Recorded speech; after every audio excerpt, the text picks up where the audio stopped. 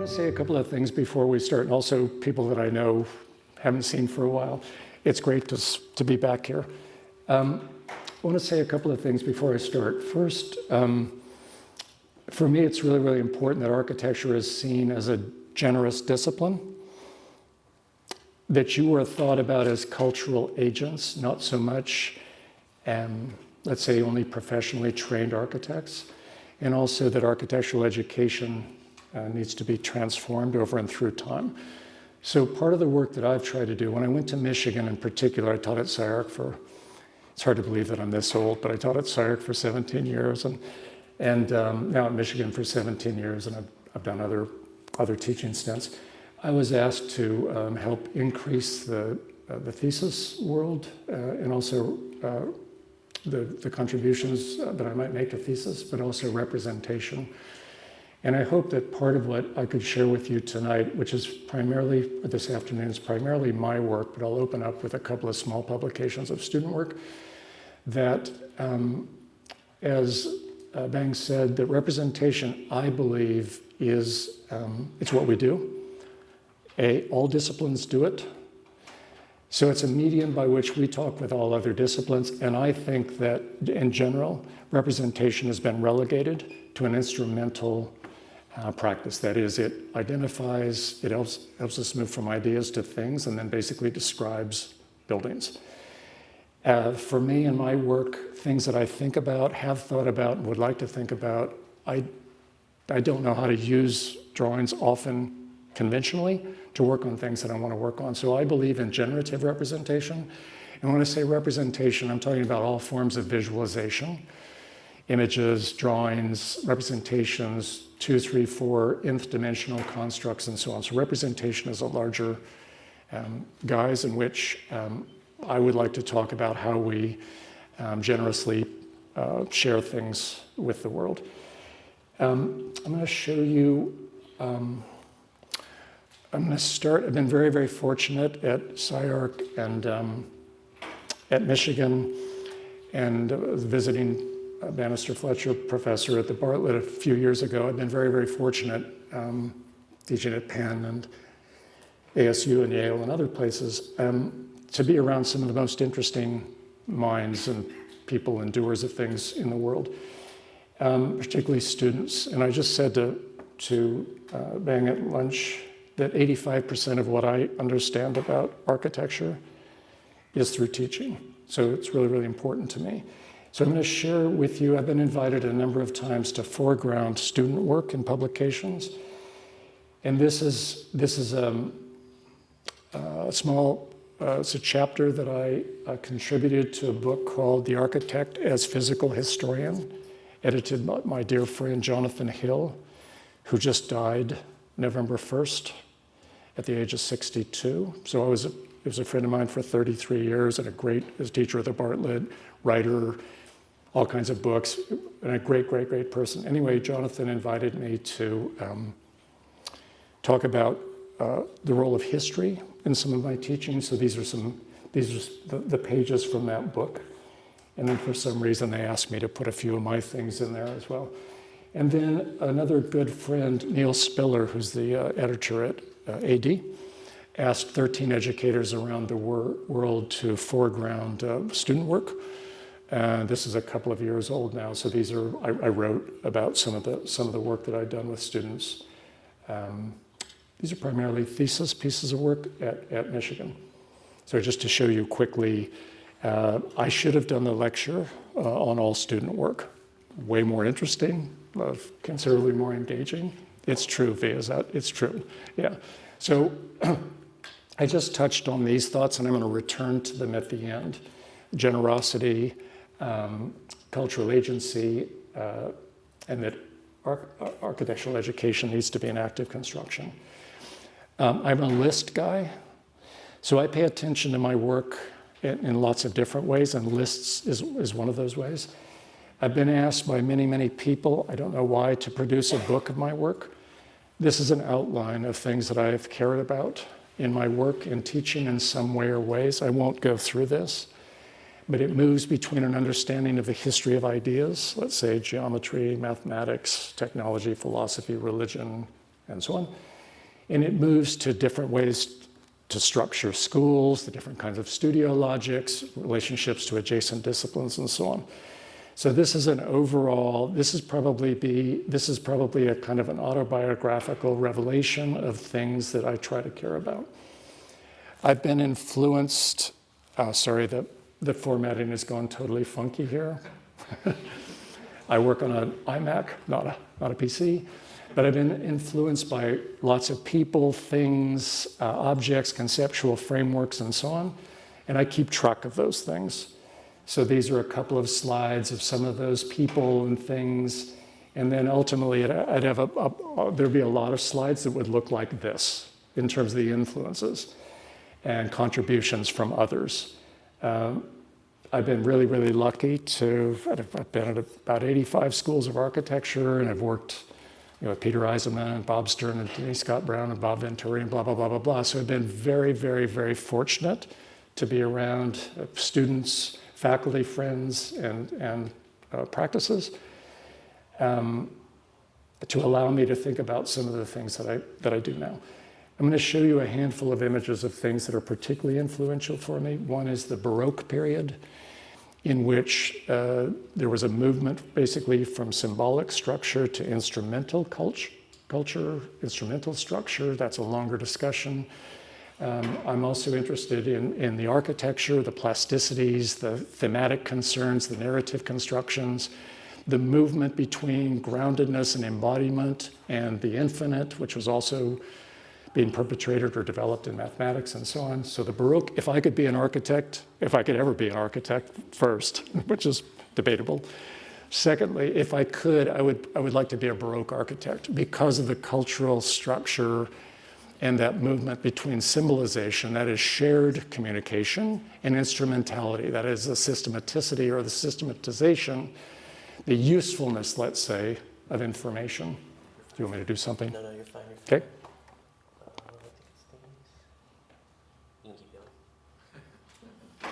They all dozed off. That's better. Probably see it. Thank you. Painting has been a huge influence on me. This is an image of the painting Las Meninas by Diego Velázquez, the great Spanish painter. And I'm interested in, my key project probably has to do with augmenting or reframing perspectival developments in structure. And that's a much, much longer conversation. But this painting opens up a number of things for me. There's a mobile subject. So are we the subject looking at the painting? Are we being painted? Are we actually the painter? So this opened up a number of questions which began to, for me, question the status of the picture plane, the subject position, and so on. This is a much longer discussion, but I would argue that the development of linear perspective is linked to developments in capitalism. It's linked to developments of the priority of the self in relationship to the polis or the civitas or the public. And it's responsible for, I would say, both amazing spatial developments, but also incredible limitations with respect to what architects can discuss. It also meant that when perspective got developed by, say, people like Brunelleschi and company, 1420-ish, that you could now represent the world in the picture plane. You didn't need to live in the world any longer. This is a huge moment in cultural development, specifically in Western culture, where you didn't, prior to the development of perspective, you lived in the world, that symbolic culture. Once the mediating condition of the picture plane is in play, you don't need to go into the world any longer. The I, the station point, my I, EYE, and the I, the self, become the center of focus relative to a mediated world. That's a big deal. It's a longer discussion. The surrealists and Dadas have been very, very important to me, largely because they essentially awoke bourgeois culture that had gone to sleep or they believed had become flat. They developed a bunch of techniques and a bunch of artists participated in it. So that's an incredibly important movement or genre or production of work. But most importantly for me, Duchamp, Marcel Duchamp, the great French artist, for two key reasons. One, he, by using the everyday objects in particular, he suggested that anyone can make art. I could go to Home Depot, buy a urinal, sign it Armut, and exhibit it. I'm now an artist. That's a radical shift in artistic practices. But secondly, what qualified as art? That's a urinal that got exhibited, 105, 107 years ago.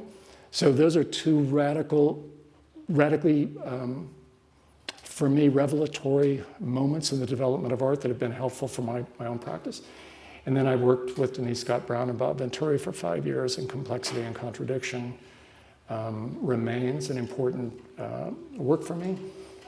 And then this is a sort of parenthetical influence, but I've been interested in, if architects always add value, I've been interested in things like erasure or removal or blanking out or censoring as a form of architectural and representational production.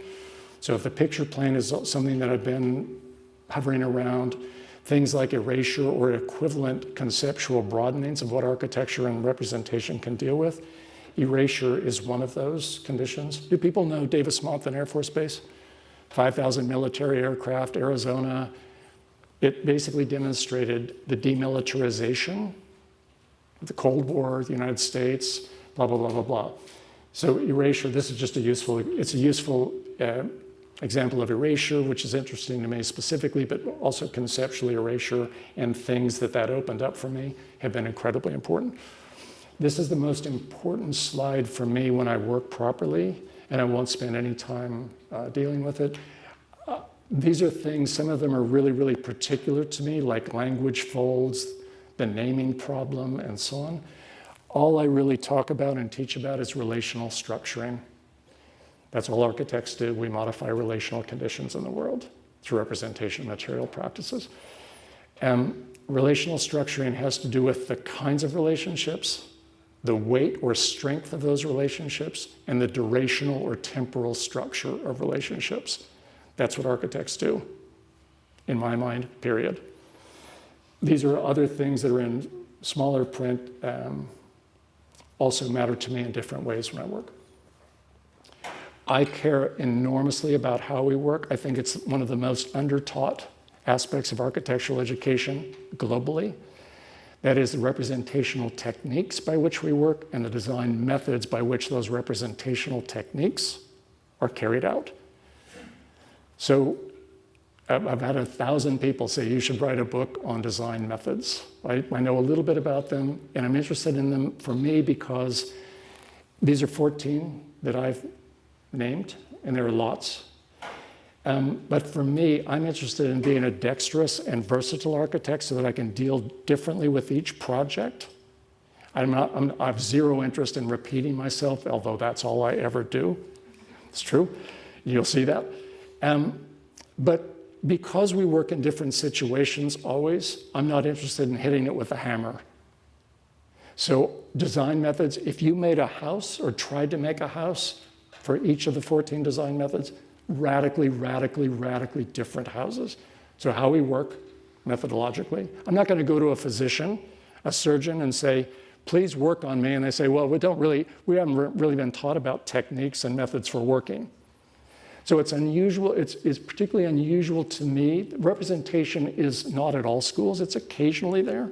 It's not always there. Design methods, in terms of unpacking them, what they do, where they come from, the etymology, what they do well, what they don't do well, how authors interface with them, blah, blah, blah, blah, blah. That's never taught explicitly. For me, it's Architecture 101. History of ideas would be part of Architecture 101. Representation techniques and design methods would be Architecture 101, A and B. That's a Perry bias, and I'm willing to admit that. Design methods, if you get involved in design methods, you can enlarge what you can do 100-fold. Range, quality, and so on. Again, I'm gonna move more quickly now because I have a lot of images. But you're welcome if this, I think it's being recorded, you're welcome to have a look at these, more listings, things about drawing. I keep track of patterns in my work because I'm interested in getting out of my own way from project to project. I have zero interest in making the same piece of work as I just mentioned. No interest in that. And I'm not interested in making other people's work. They do it much better than I can. So these are things I keep track of what I do, from shape grammars and styles of thinking to structures of reference, as a construction. I think of both school and my practice as a construction. And I need to keep track of things so I know what my tendencies are. When I work properly, which is the last time I worked properly was 2012. And I was saying to Bang that I bought a less drawn house 20 months ago, and I've worked 4 hours on my drawing table since I bought it, so I don't work very often, but when I do work, the whole setup matters to me. The gear, what's around me, how I mark things, how I care for things, everything is possible grist for the mill, so I care about that a lot. I know a little bit about Photoshop, but not much. I'll show you some things that they're amateur Photoshop things.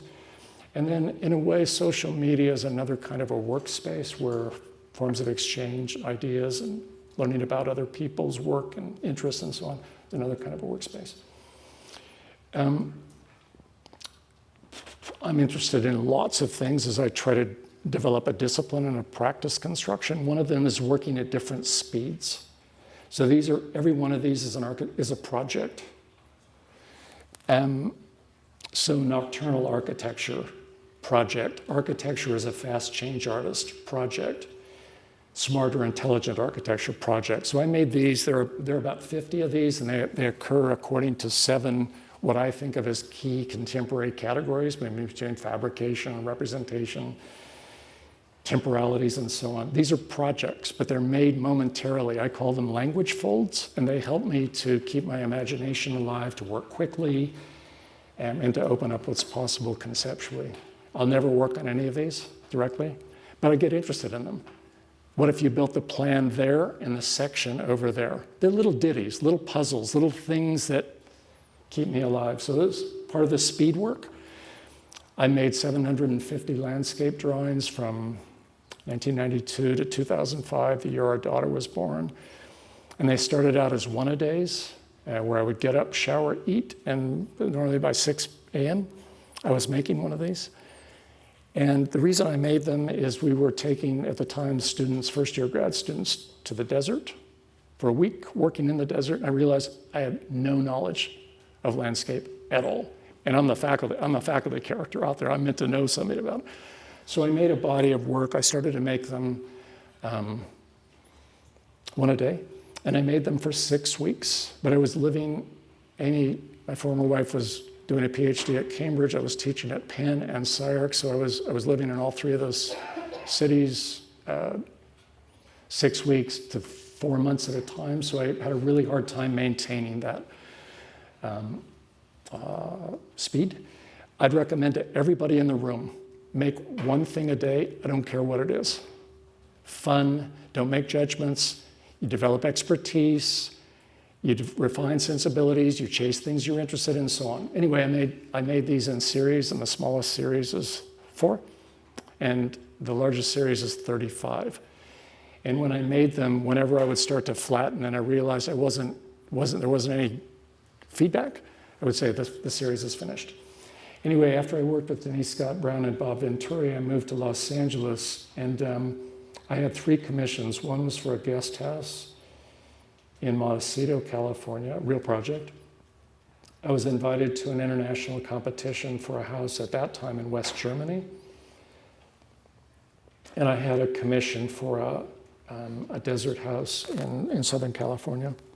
And I thought I was going to be an architect, office, do this, wasn't going to teach, just moved out there and was going to have a practice. And thankfully, none of these things got built or realized. But a number of key things happened as a result of making them. I'll just show you a few of the drawings that were made for this last house. Don't ever do this. I spent about 600 hours on the project and made $800. That's a Perry problem. Don't do that. Anyway, as a result of making the work, when I draw I'd like to mention this. That ground floor plan, I drew 32 times, constructed 1/4 inch equals a foot fair enough. I'm not very good at what I do, so I need 32 chances. But then as I got older, what got interesting to me is to try to build all 32 of them simultaneously. So my interests have moved from that to thinking about how to build 32 houses simultaneously. That's a kind of shift, a suggestion of the kind of shifts that I've made in my work. Anyway, as a result of making this work, I was saying to Bang and Rizi at lunch today that I couldn't imagine being 50 or 60 years in the profession. I didn't have skills. They were all the same to me. The representational techniques didn't allow me to work on some things I was thinking about. So I was in a pickle. And so I made a second version of that last house where I started to open the architectural drawing up. And I called these aspectival probes. And what they are is they're critical fragments for that house. So that rather than plans, sections, elevations, perspectives, and so on, which are synthetic, I began to think about making work which had only partial accounts of things, the things that mattered in this case. Now I'll move more quickly. This is the most important drawing that I've ever made, for sure, 1996 for a competition on an island. And I was teaching at SCIARC. It was right in the middle of my tenure there. Still, I'd been there 7 years, still had 10 to go. And I was interested in a number of things. First of all, the ways in which I grew up in architectural representation, the language was similar in representation. So I was looking at a bunch of collage work that Bang alluded to. So there were three things that happened in the drawing, three things I was trying to work on. I was trying to work on the content of the work, for sure. There were a bunch of ideas that I was interested in, but three things happened. One, I began to realize that I could mix forms, languages of representation, words, diagrams, notations, indexes, figurative pieces, and so on. That was a huge, huge, huge breakthrough for me because it meant that I could support ideas in something like a diagram without knowing what they would be figuratively, let's say, which something like plans and sections require a figuration of some kind. That was critical. The second was I was dealing with a bunch of topics, which I won't go into, which have to do with panoramic and panoptic vision and military insurgencies and maritime mythologies and nautical folklore and so on. But I then used the project to invent programs to touch the content. So there are things like an axis of mutiny, landings for mythical sea travelers with polyp labs, a silver shell surface, photo ops, and so on. So I started to open up programmatic thinking, which has been super important to me. I don't really believe in typological thinking. I believe in it, but I think it's super, super, super limited, both building typologies and program typologies. For example, I don't let the thesis students that I work with use the word program because those things come with such deep inheritances, it's impossible to rid yourself of those things that come with education. And sometimes when we work on things, they don't line up with typologies. So that was the second thing that happened where I was trying to invent programmatic logics to deal with the content. The third thing was that I began to realize that the drawings were things in and of themselves. They were objects in the world regardless of my intent. I thought about drawings as basically donkeys that do work to get you to a building, end of story. So this was a really, really important project for me, and very, very sadly, my father died while I was working on the competition, so I didn't enter it and so on. This is just a technical drawing of the architectural pieces. 5 years later, I continued to open up the architectural drawing to try to allow me to work on things that previously I didn't know how to work on. So in this case, this is what I call a thematic drawing. It's a drawing for a museum, a competition, and it basically visualizes the key ideas of the project, puts them into a visual register. And then I make what I call a bridging or shuttle drawings. That is to move from one phase of the work. When I work super phase specifically. That is, these issues matter in this phase of the work, and the techniques and methods that are appropriate for that get worked on. So I don't just set out in a piece of work and work developmentally. I try to really tailor the work for the phase that I'm in. So for example, in this phase, these are called cryptic site drawings, and they're basically genetic. I think of them as genetic or chromosomal drawings that anticipate, like our chromosomes anticipate our bodies, but they're not figurative, they're not knowable yet in those terms. And then there are a series of proto-formal drawings this is related to one specific piece in the museum. This is another proto-formal drawing. So in the bridging drawings, I'm trying to sneak up on geometry and material and formation, dragging things along which matter, getting rid of things which don't, and enfolding things which need to be in the work because of the nature of the way it's transforming usually. Anyway, then a former student, we made basically a chipboard study of what that museum might be like. Been interested in erasure. I was interested in erasing all things domestic. Furniture, practices, thresholds, infrastructure, to see if I could rethink domestic practices through forms of erasure. So these are simply relational drawings. Most of these drawings are 24 by 36. They're probably 50-hour drawings. So a whole set of marks that you don't see, and then they're systematically erased and then coded and indexed. Anyways, just relational drawings. They're not plans or sections, or they're not that. They're just trying to study one aspect of the body of work, which often I do. I need to pull out pieces of work to develop expertise or skill sets or knowledge about something that I don't know how to do. Anyway, this project never got finished, and it won't. That's the case with most of my work. About the same time as the bleached out drawings, I was working hard, but I was working really, really slowly. So I wondered if I could make a house thinking analogically, that is through likenesses. So that there are garden surfaces that are like empty game boards. There are storage conditions that are like petticoats. There are sleeping conditions that are like cuckoo clock, and so on. So there are a lot of likenesses, and analogic thinking and appropriation as two methods are the two most effective ways to enlarge your formal and material vocabulary, probably, that I know. Anyway, I made all the projects, when I work properly, have yellow pads, and this project has about 50 of these, and these are 8.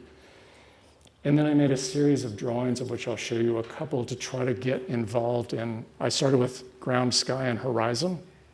That was because I always start with really heavy, lots of ideas, lots of heavy ideas. Ground, sky, and horizon. Anyway, then I got into hybrid archetypes and perceptual temporal splits and blah, blah, blah, blah, blah as I worked. Anyway, in the same fellow sin, we modeled very, very quickly the house. And this is 20 years ago.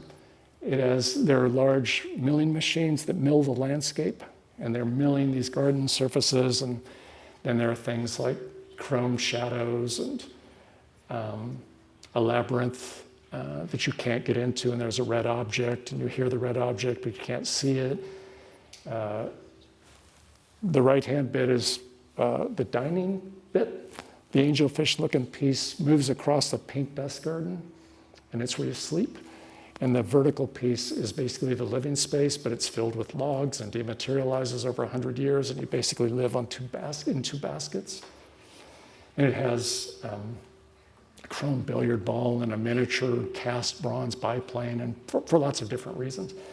This is the sleeping space, and the cuckoo clock light sleeping chambers, and a stair that goes to nowhere that's 3 inches high at the top. And I'm not talking about the content, there's the stair. I'm just talking about what the things are in the project, so that you can see the chrome shadows. The 3 big objects have chrome shadows, which are on the surface, and they sit in relationship to shadows by things like the sun, because I was interested in different temporal crossings. Anyway, these are some images. It would need a lot of work. Probably to get it somewhere would be, it's probably 400 hours more work to get this to a proper piece of work. It's the living space. There's a miniature version of the proposal on the living space with a mechanical hawk. So you live and you see one of the baskets that you live in there. Like coming here, I've been invited to lots of things in the Prague biennial. The year our daughter was born, Ella, 2005. And I was asked to deal with architecture as a transient phenomenon. So we made with 2 former students, we made a 15-foot long, 45-piece puzzle drawing this is the base digital image.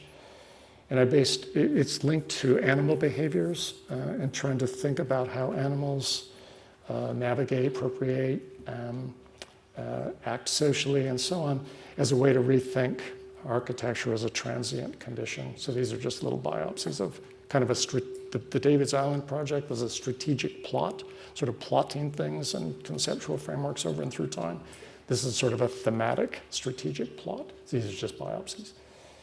Spatial blooms, I was interested in breeding landscape elements, ponds, dikes, fences, revetments, breeding those with landscape types or garden types, picturesque gardens, formal gardens, and so on, and then breeding those things with landscape biologies, insect infestations, droughts, things which are temporally active, to try to see if we could form new temporal conditions for spatial settings.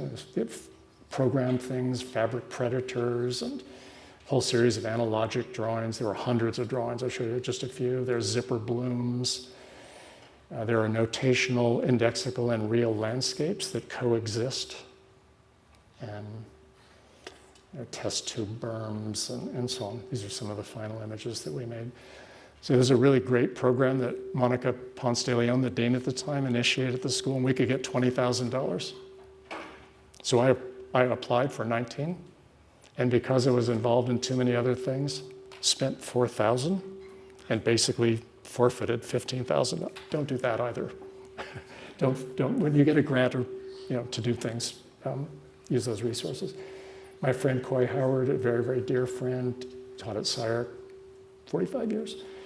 When we moved, I was fortunate to teach in all 3 of SCI-Arc's locations, and when we moved downtown in 2001, we'd never collaborated, either of us. We both called each other essentially the same time on the phone and said, do you want to do a collaboration as a way to understand downtown? So we framed 7 projects for downtown, of which these speculative rooftop houses were one. There were a series of sonic monuments and a big park market thing over Broadway and so on. We only worked on one project, and these are scrappy iPhone shots that I made. I made the plan drawings in 2020. We designed these in 2001, 2, and 3. I think they're really, really interesting. They're really, really different. And I'm not sure build. There'd be a lot of work to build them. My work is also, I'm all over the place a little bit, so I got interested in vertical surfaces or building envelopes. And these are drawings. There are 6 conceived and 2 finished, and there are 4 underway. So these are imagined as building envelopes, the whole drawing. And this one's informed by medical imaging techniques. And then in 2012, my friend Nat Shard, my very close friend Nat Shard, and I were fortunate to win Pamphlet Architecture 34 competition, 80 pages, 1 a year. And we were interested, we share a lot of interests, but our work is super different. But we were interested in architecture that's contingent, doesn't tell you what to do, but offers possible ways to co-construct what's possible. So I made a series of drawings, of which these are some, and then Nat's work, who is really, really worth knowing. He's part of the drawing architecture group, which I was a member of. There are 15 of us. And he's worked, amongst other things, on a series of drawing instruments, which look at the picture plane and indeterminacy and so on. Anyway, we made 2, as 16 pages of the 80-page pamphlet architecture, we made 2 drawing instruments, one that houses my drawing on the right and one that houses Nat's on the left. And they basically throw paint at each other. They do a number of other things, but mostly we made it to develop our friendship. I've never lived closer than Ann Arbor, Winnipeg. He and Rosie are in London now, teaches at the Bartlett. Anyway, we made this work as a way to study contingent and indeterminate architecture, and these are some of the images of that collaborative work. And then with Nat, we did a month-long workshop in Winnipeg, and as a part of that, they offered us very, very generously, the ICA Gallery, an exhibition in this room. So we staged. These are some of the images from that, but mostly I really wanted to. These are some of Nat's drawing instruments that you see here. And then I was as I mentioned, the Bannister Fletcher visiting professor at the Bartlett in 1819. Bob Shield, the director at the time, offered us an exhibition of our work in the entire ground floor. So really, really nice. So these are images from that exhibition. And then Victoria knows this, some others in the room may, Steve, I don't know anything about computers. My emails, okay, I'm kind of okay with that. Dropbox, tricky. Google Drive, sometimes. Anyway, these are sort of one-a-days. In 2018, when I would finish other things that I was doing during the day, it was sort of midnight, I decided to kind of make one-a-days. And so I made a series that I called Speculative House, Garden, and Landscapes. And they're basically, I think of them as drone views, but not directly. Anyway, mostly as a way to figure out the transform tool and the, paintbrush, and just little stuff for me. But I made 155 of these. And basically, I just appropriate things because I don't know how to generate things in Photoshop. So I use one of my drawings in this case, and I found an interesting alphabet. But I make them for a number of reasons. A, to develop a little bit of skill, but also to keep my imagination alive, open my conceptual range, what could domestic garden and landscape things be like, and so on. So they're really, really fun. They take about, I might have spent 2 hours on one of them. They're quick. I don't throw them away. I'm just showing you a cross-section of them. One-a-days. Totally great to do. Totally awesome. And they're a little bit varied. This is one of the houses at Coin I used, so I took one of the plans and fiddled with it a little bit. These are my drawings that I just work with. These are mine. And when you see the vertical surface being worked on and other things being introduced into it and so on. So I'll go through these super quickly. The lead image, well, the title of the lecture, what was it? Just enough off-center. So people think I'm, I don't know, a bit weird or somehow over there. But I think I work on the center, but from the periphery. So just enough off-center and right to come here and do a talk. Anyways, just more images of some of those quick speculations. Really a quick way also to increase your formal and material vocabulary. Not that these are form and material, but you can just find stuff and work with it. Again, I don't know anything about Photoshop, so I'm taking 5 times as long as any of you would take to do something. And then my good friend Jeff Halstead, he saw some of them and said, let's do a collaboration. Do you know Jeff, Victoria? Was he at school? Anyway, he came to Michigan. He's taught 2 or 3 years. Anyway, I said, let's do a collaboration. I said, okay, sounds interesting. He's a digital, he was a key person in Gary's office, so a digital guru. And so we would take one of my drawings, which this is one, and then just make using ZBrush, very, very quickly, make a kind of formal translation. So just a few of those. This is actually 2 houses and 2 gardens and 2 landscapes simultaneously. They're really, really fun. More Photoshop work, new objects, new objectives. I was trying to think of frontality or objects which had a kind of vertical disposition. Anyway, I made a bunch of these, just finding things. And then this was the most interesting one. I basically turned off the layers which had the figuration and exposed my poor use of things like the paintbrush tool. And this was the most interesting one of the series. So the insights come from different places, or knowledge comes from different places. 3 former students and our daughter Ella was invited with 29 other architects in the world to design a birdhouse to be built and then auctioned for nonprofit. And so with the 3 former students, we made 13 proposals. Wallace Stevens' 13 Ways of Looking at a Blackbird's a big deal for me for lots of reasons, and I won't go into that. But we made a physical artifact and shipped it to Italy and so on.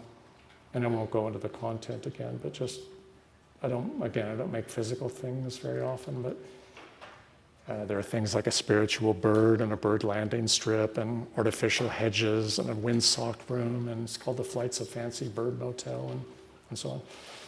And then also a part of the drawing architecture group, Mark West, a friend of mine, was having dinner with him, and I said, Mark, I thought of this when I designed it as an ecology of things. He said, let's do a collaboration. It's that simple with Mark. So made a series of representations which look at how that bird motel might evolve over and through time. Mark's work you should also know, survivinglogic.com.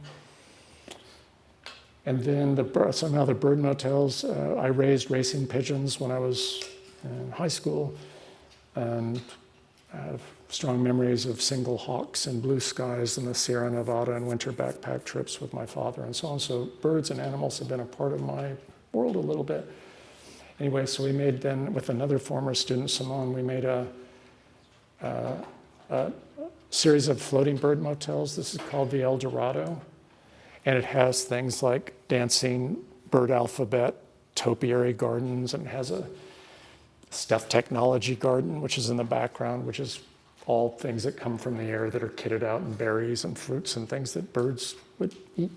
It has a bird ballroom. It has a sail, a talisman. Here's the sail. It's an homage to Wallace Stevens' 13 Ways of Looking at a Blackbird.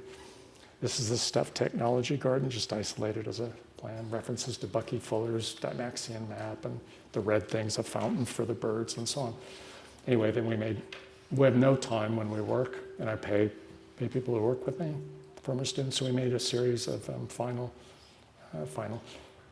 images of this bird motel. There are lots of species, singles, 1.5s, doubles, little ones, miniature ones, and these are some of the final images which we made. Storytelling, they're not accurate, let's say. They're meant to tell stories about aerial things, bird worlds, folding clouds and objects and things together and so forth, trying to get representation to do work, in this case digitally.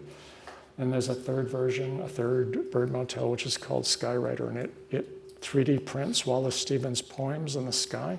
There are lots of versions of it. And it has things like a artificial weather garden where that little sock-like piece is. It has a zoetropic restaurant that flies with it. It has a talisman that watches. It has a working log.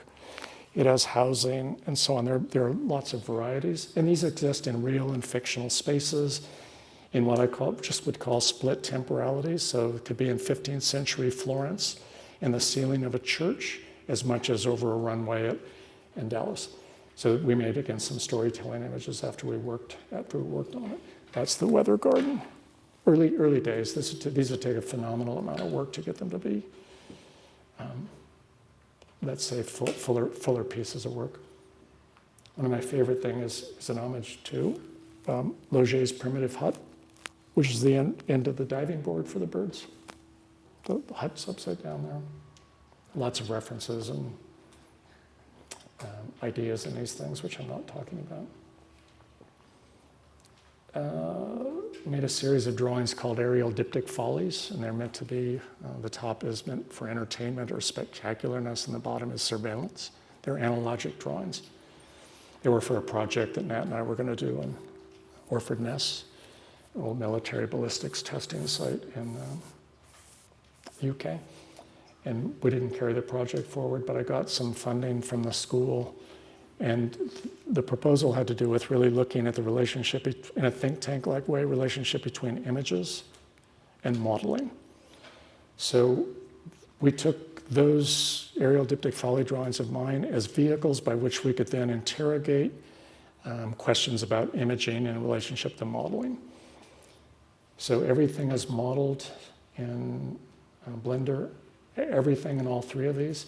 And we got interested, for example, in the relationships, potential relationships between that image, the rendering, and the wireframe, which share information, but register distinctly different relational capacities. So this is what we got interested in this. Everything, operations, could we model shadows? Could we model notations on light sources and so on. Do images have backsides and depths and so on? Those are the kind of questions that we were trying to work with.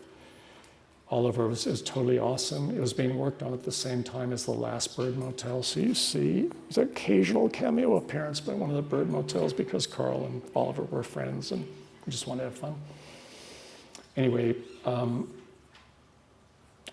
this work still interests me. A lot of my work doesn't, but this does. This is my drawing. And then, so each of the three drawings had a distinct purpose. So this one has to do with theatricality and audience construction. This one has to do with what the drawing produces outside of itself, what it inflects outside of itself. So again, this is everything's modeled. Notations are modeled. We're looking at, again, modeling light sources and so on. Again, that's the space that we care about, not the image, not just the image. We care about everything. Commands, operations, registers, indexes, file sizes, CMYK, RGB. Those are the kind of questions we were trying to prompt to see if we could learn something through the work. So again, these are Blender. These are some of the final images. These are renderings, basically. These are renderings of things that we were looking at. And then the last one, this was interested in a bunch of devices and instruments that we got involved in. One of the things I'd like to point out is that if you just, in the upper left, in the middle left, there's some sort of floral papers. So in addition to other things we were trying to wonder about in this one, we wondered if images have backsides. Anyway, if you watch, this was actually just on the cover of the Drawing Architecture group has an AD called Radical Architectural Drawing, which is the work of the 15 of us, and then someone else writes about our work. Anyway, this was on the cover, for a very generous thing for AD and Neil to do. If you watch, this is a digital model, this is a rendering of the model. Just watch, if we watch the paper on the upper left, again, we're just wondering if that paper, that image has a backside. So here we're fleshing out the backside of that floral paper. And in the lower leftish, you can see that it also has a front side. So those are the kinds of things, just pleasures of asking questions about stuff and seeing if we could discover anything about imaging modeling questions. Anyway, you see some of the instruments and devices that are around doing work. These are some of the final images that we made of that third one. And then another former student, Kyle Reich, who's working with me now. I'm really interested in precedents and the degrees to which they bother me or interesting to me. So triptychs, Baroque domes, and still life painting, particularly Dutch Golden Age painting. I made a proposal to the school and I got a little bit of seed funding to probe if there was potential in triptychs, domes, and still lifes. So what we did is we took a bunch of emblematic and important things, Baroque church, that's Borromini's San Carlo in the middle, Chinese scroll paintings, shrines at Ise, Noli map, Turkish cities, and so on. And we, in this case, developed a kind of story window, Mises Barcelona Pavilion. And we wondered if we could cast not in a postmodern way, but we wondered if we could think about the precedents doing a different kind of work by setting up, in this case, there are 6 strategies about these precedents. This is the first one. All these images have to do with a kind of a store window, a stage setting. Okay? These images are that first strategy. They're really, really fun. Everything's modeled. And this is basically all done in Rhino. Just to see, again, could we interrogate those important precedents? There'd be many, many other precedents. It didn't really matter, but things that were mattered to me.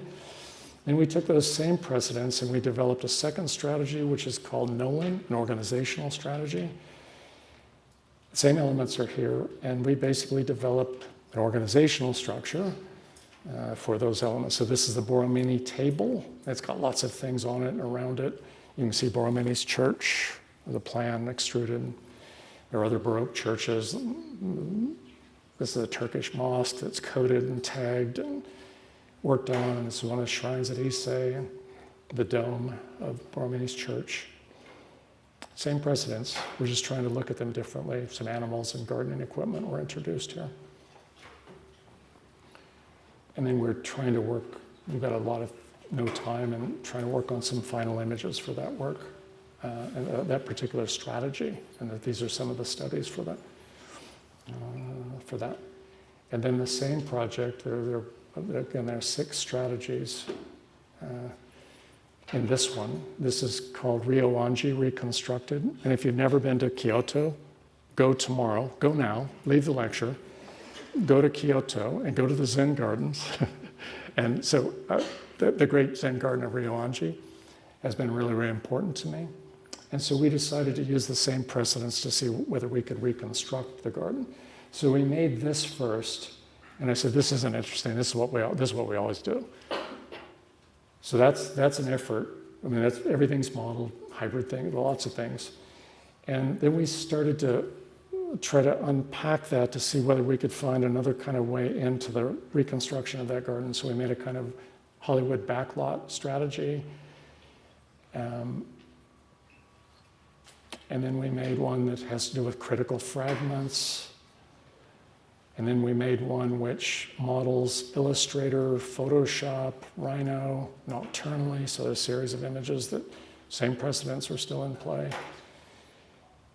And then we took one of my drawings, one of the bleached out drawings, and we wondered about a construction site. If we could think about these precedents as part of a construction site. So these are images that have to do with that. And then we made a series of composite images, and this is maybe for me the best or the most accurate rendition of what that garden would be like with those precedents. And now we'd have to go back. So this image became a kind of critical method to reflect deeply on the work, and now we'd remake the entire garden probably based on a lot of what that image holds.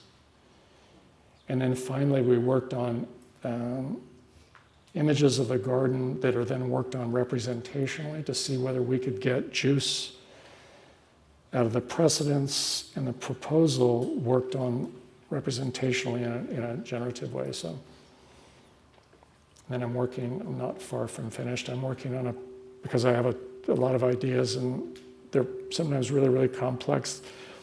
They're way more than my little brain and skills can handle. So I wondered if I could make a piece of work that I call 20/80, and that is to get 80% of the juice in a project and 20% of the effort. So I made a series of drawings, again, it was 24 by 36, to try to study the 20/80 problem. I was then interested, so Nat Chard and I, as part of the drawing architecture group, we did the book, we've done a book, we've done the AD, and then we had part of a symposium and an exhibition in Montreal. And so Nat and I we paired up, Nat Chard and we took pieces of our work and basically built collages that we thought about as witnesses, things that would witness or anticipate the arrival of other worlds, so worlds mixed in worlds, but also anticipating the arrival of other worlds. And we just made a pair of, these are the final 2 images that we made for the exhibition in Montreal. And then Kyle, who's working on the Ryoanji and the triptychs, domes, and still lifes, I made a series of drawings. It's called 6.5 Arcs. And it's about a series of very large, probably triple the size of a drive-in theater, arcs that move through the Midwest and basically talk to Google Earth and satellite imaging techniques. So trying to dismantle the picture plane. So we're sort of interested in this kind of a space in the work. And the arcs also, they house orphaned animals. They inscribe things in the landscape seasonally. They rehearse certain agricultural practices and so on. And we made just a very, very quick study of the first arc. And this is the back of the first arc where Carl Linnaeus, who's the father of taxonomies, collections, is basically learns from his hometown in Sweden. And these are where the animals would stay, the orphaned, migrating orphaned, disadvantaged animals. So these are super, super, super early days. And we're just trying to study one of the arcs and then some of the inscriptions that it might make in the landscape. More precedents, the paintings in this case. So this is a non-human space. No humans would ever come here. And there are three paintings: Vermeer's Art of Painting, Raphael's School of Athens, and Caravaggio's Narcissus. Those are important to me, blah, blah, blah, blah, blah. So they're made at about 3 or 4 times their original size. And they interact then with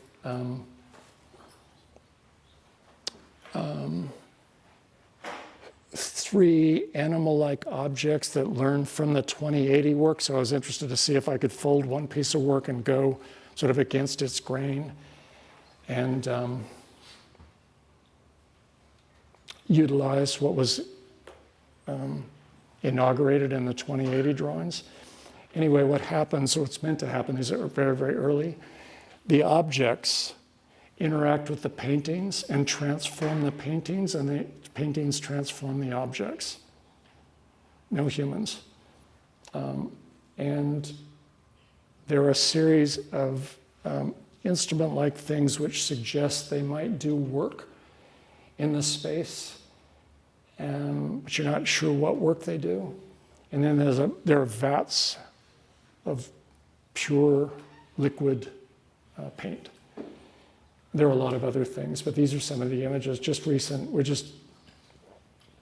This has just come out of the hopper. We've got a long, long way to go.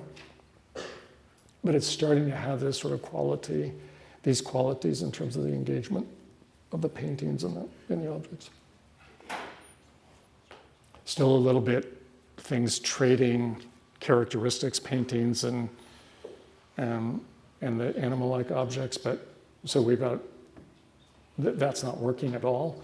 So there's a lot of work to do there. The other thing is that each of the objects, the animal-like objects, have a monitor, and the monitor projects distant animal behaviors through the monitor, and then there are information sets and data banks in the monitors which have to do with, say, a herd of caribou in Alaska, which are spliced into the space here. They complement the object-like animals, and then there will be a deer, a pair of birds, and a group of fish, we think.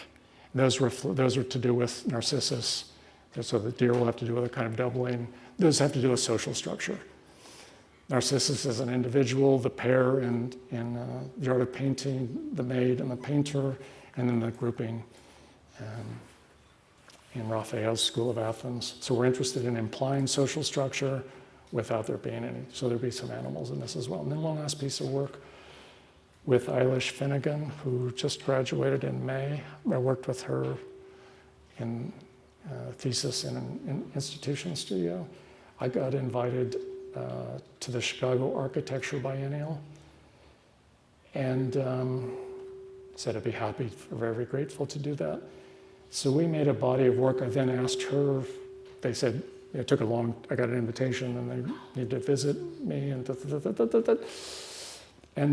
we made a body of work that we called Gifting, Ghosting, and Gigabytes to do with Chicago. And the gifting has to do with basically urban generosity. Ghosting has to do with referencing past events and architectures, difficult ones. And Gigabytes has to do with the nature of information and data logics. So we made a series of drawings, as I'll show you in a minute. We made a physical thing.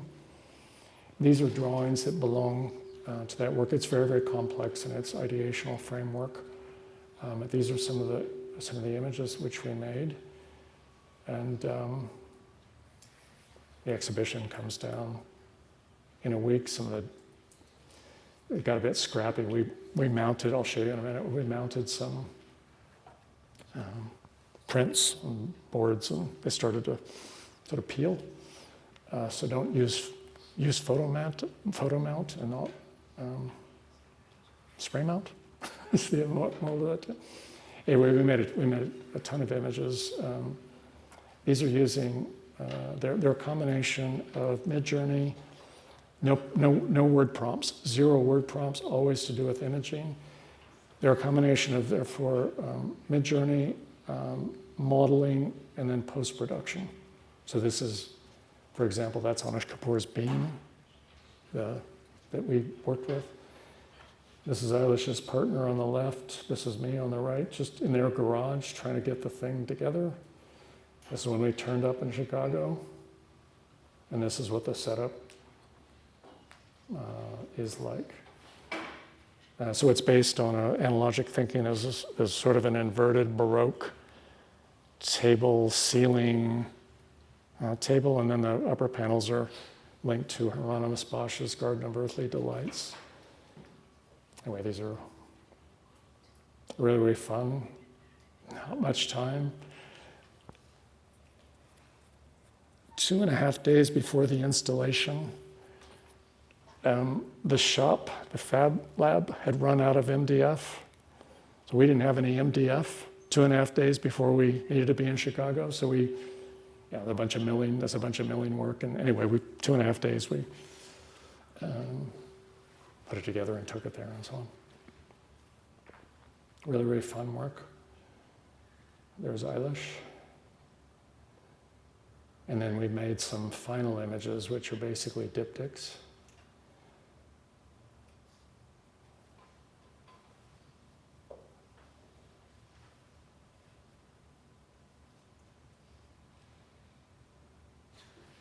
And that, just return to the generosity. You're all cultural agents, and that you need to work architectural education over pretty well. And that's the last image. So thank you all for turning up, and super great pleasure to be here. Thank you very much.